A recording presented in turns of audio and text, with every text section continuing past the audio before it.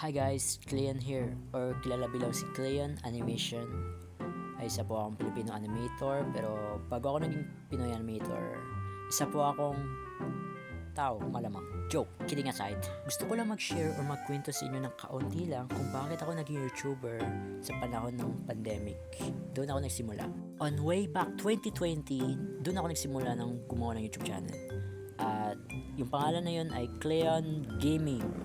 Yes, dahil sa pa akong gamer noon. At lahat ng mga contents ko doon ay puro Minecraft, Roblox, at iba't ibang klaseng laro. At cellphone lang po yung ginamit ko tuwing naglalaro at gumagawa ng contents. Huwag kayong mag-expect sa akin may meron agad na laptop, okay? O computer. Kasi po lahat ng mga videos ko doon ay puro Android. Okay? Mahirap lang akong tao. At ilang buwan nang lumipas, ay doon ako huminto. Dahil gusto ko, mag-focus ako sa gusto kong career, which is maging animator ako. Dahil may kakayan ako na gumawa ng ganito. Improve lang ng improve hanggang sa mahasa mo yung galing.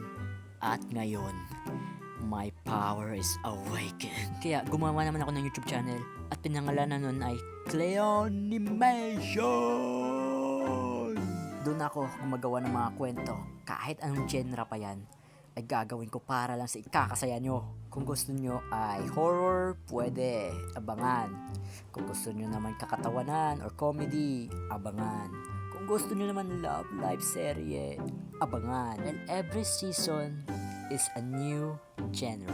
Abangan ang season 3. Hehe. Kasi matagal-tagal pa. At ngayon, sa oras na to, ay gusto ko nang ibalik ang YouTube channel na to. Pero hindi na ako pagiging gamer, okay? Ayoko na maging halo ng kademonyuhan ng mga tao sa internet. Pero baka soon, pagplanuhan ko pa. Ngayon, ang channel to ay gagawin ko munang Arts of Cleon. Kung saan ay dito ako magdo-drawing or live para sa animation. At mga behind the scenes kung paano ko ginagawa yung animation. O maybe dito ako magbablog. Dito ako sumasayaw. Dito ako nag-acting. Dito ako kumakain. Dito ako nag-physical education. Meron din health. So ano tawag mo dito, mape? Yun lang, wala na ako siguro may masabi. Basta yun, abangan nyo na lang susunod ko na upload, okay? Kita kids, sayonara.